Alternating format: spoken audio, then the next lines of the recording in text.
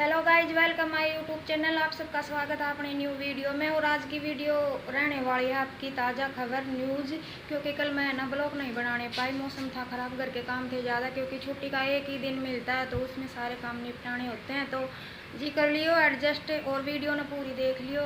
अच्छी लगे तो लाइक कर दियो, चैनल पर नए हो तो चैनल को सब्सक्राइब कर देना। और अगर कुछ कमी लग गया तो कमेंट बॉक्स में अपनी राय जरूर दे देना, ताकि अगली वीडियो में मैं अपनी गलती सुधार लूँ।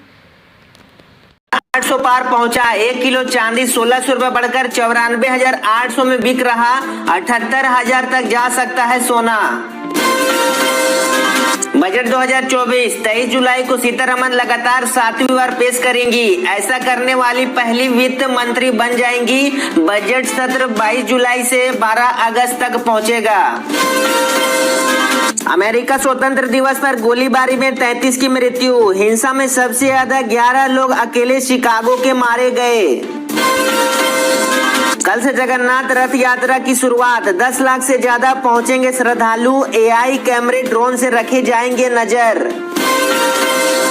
असम में भारी बारिश के बाद काजीरंगा नेशनल पार्क में बाढ़ ने लिया अब तक 92 जानवरों की मृत्यु। हालात पर गृह मंत्री शाह ने किया सीएम शर्मा के साथ बैठक। यूपी में 24 घंटे में 13 लोगों का बारिश से हुआ मृत्यु। 75 जिलों में 45 से अधिक बारिश। श्रावस्ती में टूटे रिकॉर्ड। 65.5 मिमी हुआ है बारिश।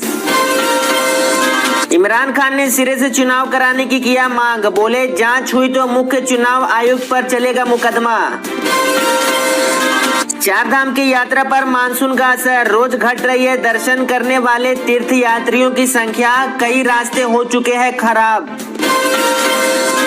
तिहाड़ जेल में बंद आम आदमी पार्टी नेता सत्येंद्र जैन की बढ़ गई है मुश्किलें। अब 7 करोड़ के रिश्वत मामले में जांच का आ गया है आदेश। अधिक बारिश होने से गुजरात के सूरत में गिरी बिल्डिंग। कई लोग फंसे, एक की लाश मिली। बताया जा रहा है कि 15 से 20 लोगों का हो सकता है मृत्यु। कश्मीर में सुरक्षा बलों ने 4 आतंकियों को मार गिराया। 1 जवान शहीद। मुठभेड़ अभी भी है जारी। बारिश के बाद नेपाल के काठमांडू में सुरंग ढहने से 3 लोगों का हुआ मृत्यु और 10 लोग हो गए हैं घायल। नेपाल में उफान पर कई नदियां अलर्ट में जारी। हाथरस हादसे में पीड़ित को जमीयत उलेमाए हिंद ने की है आर्थिक मदद। मौलाना अरशद मदनी घायलों से मिले। गाजा में एक बार फिर सीज फायर की उम्मीद बढ़ी। हमास ने स्वीकार किया है अमेरिका का प्रस्ताव। राहुल गांधी ने असम में बाढ़ की स्थिति पर जताई चिंता। करेंगे सिलचर का दौरा। जाएंगे मणिपुर के रिलीफ कैंप। जम्मू कश्मीर में फिर हो गया है आतंकी हमला। अमरनाथ यात्रा के बीच 2 आतंकी हमले में हो गए हैं ढेर। पुलिस बल को किया गया है तैनात। मुंबई में भारी पड़ गया है विक्ट्री परेड। भारी पड़ने से टीम इंडिया की विक्ट्री परेड के कारण मरीन ड्राइव से निकला है 11,000 किलो का कचरा। भोले बाबा के गजब भक्त। हाथरस कांड के बाद 126 लोगों का अब तक हुआ मृत्यु। उसके बाद भी सब भोले बाबा से जा रहे हैं मिलने, पहुंच रहे उनके आश्रम। बर्थडे के महज 1 दिन बाद दुनिया को अलविदा कहा गया लड़का। स्कूल में कैमरे में कैद हुआ मौत का मंजर। राजस्थान के एक बच्चे का अचानक दिल का दौरा पड़ने से हो गया स्कूल में मृत्यु। देश में दिमाग खाने वाले अमीबा का संक्रमण बढ़ा। अब तक 22 लोगों का हो चुका है मृत्यु। केरल के झोजिकोड में दिल दहला देने वाला फिर से एक वायरस ने लिया जन्म। जिम्बाब्वे के खिलाफ अंतिम 3 T20 मैच के लिए टीम इंडिया होगा फेरबदल। अगरकर ने बाहर निकाले 3 खिलाड़ी। 15 नाम का किया ऐलान। बड़ा सबूत। आरोपी अनवर ढेबर की जमीन से बड़ी संख्या में मिले अध जले नकली होलोग्राम। सबूत मिटाने की कोशिश करने वाले 3 गिरफ्तार।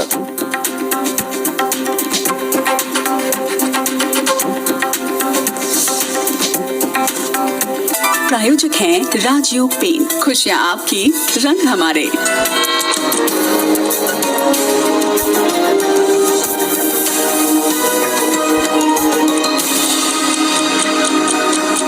तो ये थी अब तक की हेडलाइंस, और हेडलाइंस के बाद अब नजर डालते हैं सुबह 7 बजे की 7 बड़ी खबरों पर। तो पहली खबर, सीएम केजरीवाल, दिल्ली के मुख्यमंत्री अरविंद केजरीवाल की जमानत याचिका पर आज दिल्ली हाई कोर्ट में सुनवाई होने जा रही है। दूसरी खबर, जेल में बंद अमृतपाल को मिली पेरोल, आज सांसद के रूप में शपथ लेंगे। तीसरी खबर, जेल से छूटने के बाद हेमंत सोरेन फिर झारखंड के मुख्यमंत्री बन गए हैं, शपथ ले ली है। हाथरस हादसा केस में भोले बाबा के 6 सेवादार गिरफ्तार किए गए, लेकिन भोला बाबा अभी भी इंतजार उनका किया जा रहा है। केरल में ब्रेन ईटिंग अमीबा से 3 दिन में तीसरी मौत, बड़ी खबर है। ब्रिटेन में वोटों की गिनती जारी है, एग्जिट पोल में सुनक की हार तय लग रही है। और टेस्ला की भारत आने की उम्मीद कम है, कंपनी ने अपना संपर्क बंद कर दिया है। ये प्रमुख खबरें हैं जिसके ऊपर डिटेल में आज दिन भर हम बात करेंगे। और इसके अलावा अब बात करते हैं विश्व विजेता टीम इंडिया की। तो मुंबई में टीम इंडिया के विजय परेड में एक हादसा भी हो गया। परेड के दौरान 3 लाख फैंस मुंबई की सड़कों पर जुटे थे और परेड के दौरान कई लोग जख्मी भी हुए हैं। कई लोगों को सांस लेने में दिक्कतों का सामना करना पड़ा। 10 से ज्यादा लोग अस्पताल में भी भर्ती किए गए। क्योंकि कल जब यहाँ पर विक्ट्री परेड निकाली जा रही थी मुंबई की सड़कों पर, और इस मुंबई की सड़कों पर जब विक्ट्री परेड निकाली गई तो लाखों फैंस का हुजूम उमड़ पड़ा था मुंबई की सड़कों पर। मरीन ड्राइव और उसके आसपास आप देखेंगे, आपको सिर्फ और सिर्फ लोगों का समंदर नजर आ रहा है। हर व्यक्ति चाहता था कि अपने विश्व विजेता खिलाड़ियों को पास से देखें, उनकी एक झलक पालें, क्योंकि विक्ट्री परेड बकायदा यहां से निकाली गई और उसके बाद वानखेड़े स्टेडियम तक उनके ले जाया गया, वहां सम्मान किया गया। लेकिन इस दौरान इतनी ज्यादा भीड़ वहां पर जुटी, इस भीड़ को ऐतिहासिक बताया जा रहा है कि आज से पहले इस तरह की भीड़ कभी भारत के किसी इलाके में नहीं देखी गई। और 3 लाख से ज्यादा लोग यहां पर इकट्ठा हो गए थे और 10 से ज्यादा लोग इसमें घायल हुए हैं। कई लोगों को सांस लेने में दिक्कतों का सामना करना पड़ा, क्योंकि कई बार धक्का मुक्की जैसी स्थिति बनी और उसको कंट्रोल करने की प्रशासन ने कोशिश भी की, लेकिन परेड के दौरान कई लोग इस दौरान घायल भी हुए हैं।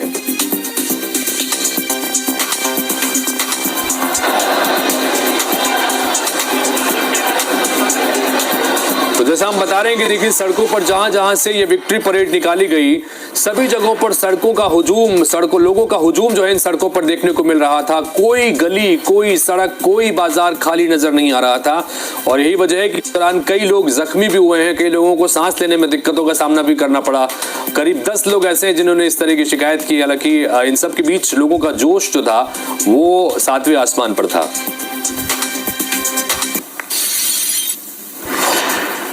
ऐसा पता चला था कि 5 से 6 के बीच में आ जाएगा इंडियन टीम यहाँ पे, जो कि आया नहीं और क्राउड बढ़ते गया और कुछ भी मैसेज नहीं जा रहा था कि आगे से फोर्स मत करो, नहीं तो और जन गिरेंगे और मर जाएंगे वो लोग। तो लिटरली मैंने भी कुछ लोगों को ब्लॉक करके रखा था, पुलिस वाले लोग खड़े यहाँ से। At least what I was expecting, अगर वो लोग सीटी बजा लेते जोर से तो शायद पीछे वाली क्राउड को अलर्ट हो जाता और वो लोग रुक जाते वहाँ पे, बट कंटिन्यूसली फोर्स आ रहा था और इतने लोग इंजर्ड हो गए। हमने लास्ट में देखा, हम लोग कैसे बाहर आए वो भी नहीं समझ में आया। लास्ट में देखा तो यहाँ पे कुछ लोग गिरे, चप्पल छूट गए। ये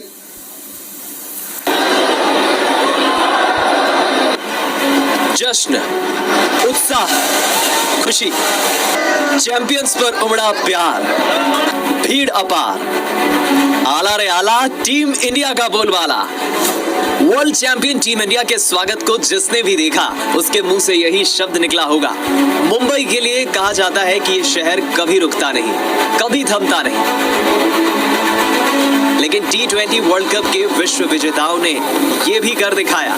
टीम इंडिया के मुंबई लैंड होने के पहले ही मुंबई की सड़कों पर मानो जनसैलाब उमड़ गया। वैसे टीम इंडिया का दिल्ली से मुंबई का सफर भी बेहद खास रहा। टीम इंडिया जिस फ्लाइट से मुंबई पहुंची उसका नंबर रोहित शर्मा और विराट कोहली को समर्पित था। टीम इंडिया एयर विस्तारा की फ्लाइट UK 1845 से मुंबई पहुंची। टीम इंडिया के विमान ने जैसे ही मुंबई के एयरपोर्ट पर लैंड किया, वहां उसे वाटर कैनन सैल्यूट मिला। इसके बाद 3 गाड़ियां विमान के आगे दौड़ी जिनमें तिरंगा लहरा रहा था।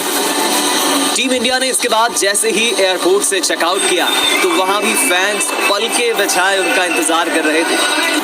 करीब शाम 7:30 बजे नरीमन पॉइंट से टीम इंडिया की विक्ट्री परेड शुरू हुई।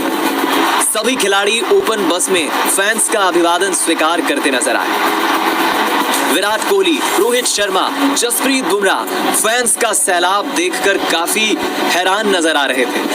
दूसरी ओर मोहम्मद सिराज लगातार तिरंगा लहराते नजर आए। सिर्फ खिलाड़ी ही नहीं, बीसीसीआई सचिव जय शाह भी ओपन बस में सवार होकर ये कभी ना भूल पाने वाला नजारा एंजॉय करते नजर आए। Sports desk, IBC 24। तो इस विक्ट्री परेड के बाद टीम इंडिया के इन धुरंधरों को ले जाया गया वानखेड़े स्टेडियम में, जहां पर पहले से काफी संख्या में खचाखच स्टेडियम भरा हुआ था। वहां पर सम्मान किया गया बीसीसीआई की तरफ से। 125 करोड़ की राशि टीम इंडिया के खिलाड़ियों को बीसीसीआई की तरफ से सौंपी गई। बहरहाल आगे बढ़ते हैं दिल्ली से खबर, जहां पर राहुल गांधी उत्तर प्रदेश के हाथरस के लिए रवाना हुए हैं। हाथरस में मृतकों के परिजनों से मुलाकात करेंगे। भगदड़ जो यहां पर सत्संग के दौरान मची थी, इस भगदड़ में मरने वालों की संख्या 123 हो चुकी है और 123 लोगों की जान चली गई थी। आज मृतकों के परिजनों से भी मुलाकात करेंगे, घायलों से भी मुलाकात करेंगे और घटनास्थल पर भी राहुल गांधी जा सकते हैं। तो दिल्ली से हाथरस के लिए रवाना हुए हैं नेता प्रतिपक्ष राहुल गांधी।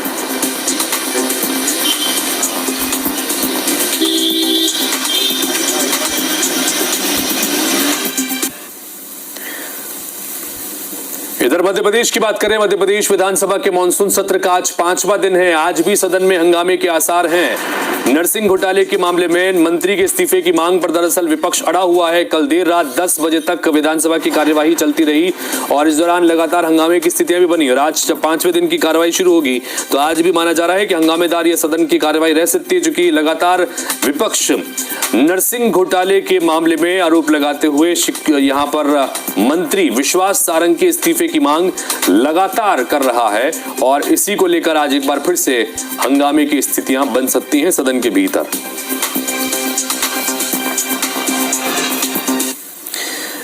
इधर मध्य प्रदेश के मुख्यमंत्री डॉक्टर मोहन यादव के आज के कार्यक्रमों से आपको रूबरू करा दें। अमरवाड़ा उपचुनाव के प्रचार के लिए कल शाम से ही पहुंचे हुए हैं। आज सुबह 11:30 बजे के आसपास छिंदी गांव में जनसभा को संबोधित करेंगे और इसके बाद बीजेपी प्रत्याशी कमलेश शाह के समर्थन में जनसभा आयोजन की गई है। दोपहर 3 बजे टीकमगढ़ के जतारा जाएंगे सीएम डॉक्टर मोहन यादव। जतारा में आयोजित हितग्राही कार्यक्रम में संबोधित करेंगे और अलग अलग योजना के हितग्राहियों के खातों में राशि हस्तांतरण का काम भी करेंगे। प्रदेश की लाखों लाडली बहना को 14वीं किस्त इस योजना की जारी की जाएगी, ये भी आज ही यहां से जारी करेंगे। कल्याण योजना और उज्ज्वला योजना अनुदान की राशि भी मुख्यमंत्री जारी करेंगे।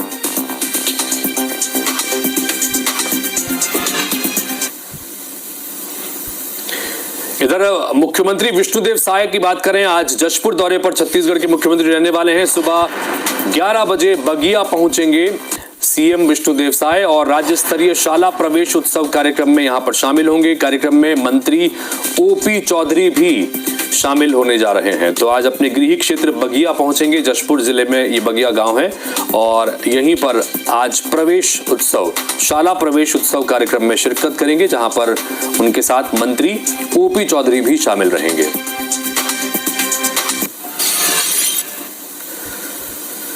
इधर छत्तीसगढ़ में 3,93,00,000 पौधारोपण किया जाएगा। स्थानीय देवी देवताओं के नाम पर यह पौधारोपण करने का एक व्यापक अभियान चलाया जाएगा और जुलाई तक 100% पौधे रोपित करने का लक्ष्य भी शासन की तरफ से रखा गया है। तो छत्तीसगढ़ में पौधारोपण को लेकर एक बड़ा अभियान चलाया जाएगा और इसमें स्थानीय देवी देवताओं के नाम पर ये पौधारोपण किया जाएगा और ये भी टारगेट रखा गया है कि जुलाई खत्म होते होते 100% जो टारगेट पौधारोपण का रखा गया है वो करीब 3,94,00,000 यानी करीब 4 करोड़ पौधे का रोपण करने का कार्यक्रम इस 1 महीने के भीतर रखा गया है और जुलाई के खत्म होते होते इस पूरे टारगेट को पूरा करने का लक्ष्य रखा गया है, यानी कि बड़े पैमाने पर वृक्षारोपण छत्तीसगढ़ में किया जाएगा।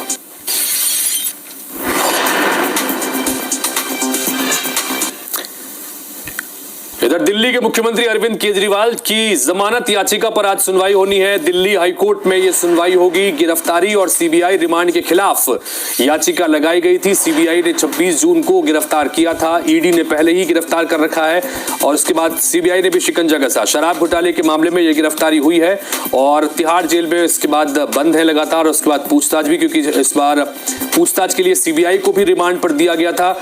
इन सबके बीच याचिका लगाई गई थी सीबीआई की जांच के खिलाफ और जमानत को लेकर। तो इसमें दिल्ली हाईकोर्ट में आज महत्वपूर्ण फैसला, उनकी जमानत याचिका और सीबीआई की जांच को लेकर जो याचिका लगाई गई उसके संदर्भ में फैसला हो सकता है।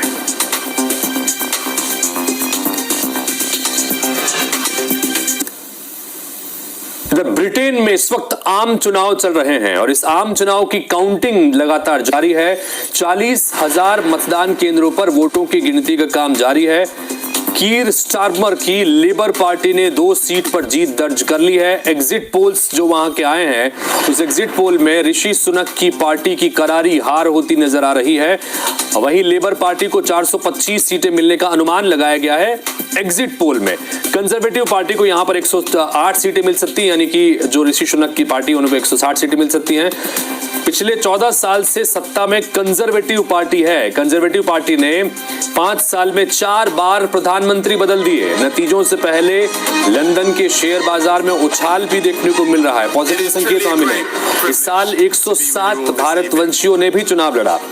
कंजर्वेटिव पार्टी ने 30 भारतवंशियों को टिकट दिया। सुनक की लेबर पार्टी ने 33 भारतवंशियों को टिकट दिया है। इन सब के बीच लगातार आपको बता रहे हैं कि अभी वोटों की गिनती का काम वहां पर चल रहा है। चूंकि बैलेट पेपर से वोटिंग हुई है, लिहाजा रिजल्ट आने में टाइम लगेगा। लेकिन ये सर्वे रिपोर्ट्स हैं, अलग अलग जो सर्वे वहां पर किए गए, युगों के जो सर्वे है वो आपको स्क्रीन पर दिखा रहे हैं। लेबर पार्टी को 425 सीटें मिलने का अनुमान है और कंजर्वेटिव पार्टी को 108 सीटें मिल सकती हैं। लिबरल डेमोक्रेट को 67 सीट मिलने का अनुमान है और एसएनपी, ये अलग अलग 4 पार्टियां मैदान में है, इन्हें 20 सीटें एसएनपी को मिलने का अनुमान, यानी कि लेबर पार्टी सबसे बड़ी पार्टी के रूप में यहां पर उभरती हुई नजर आ रही है। ऋषि सुनक जो है उनकी बुरी हार होती नजर आ रही है।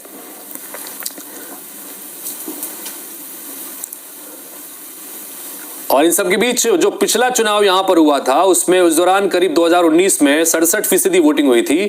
सुनक की कंजर्वेटिव पार्टी को 365 सीटें उस वक्त मिली थी। तो ऋषि सुनक जो इस वक्त प्रधानमंत्री हैं, उनकी पार्टी है कंजर्वेटिव पार्टी है। कीर स्टारमर की लेबर पार्टी को तब 20 सीटें मिली थी, लिबरल डेमोक्रेट्स को 11 सीटें ही मिली थी, यानी कि एक तरफा जीत दर्ज करने में ऋषि सुनक की पार्टी कंजर्वेटिव पार्टी कामयाब रही थी। और लगातार पिछले 15 साल से ब्रिटेन पर कंजर्वेटिव पार्टी का ही की सत्ता रही है। लेकिन इस बार वहां पर सत्ता परिवर्तन होता नजर आ रहा है, क्योंकि लेबर पार्टी जो है वो इस बार प्रचंड बहुमत की तरफ आगे बढ़ सकती है। ये वहां के तमाम सर्वेज मैंने भी बताया है।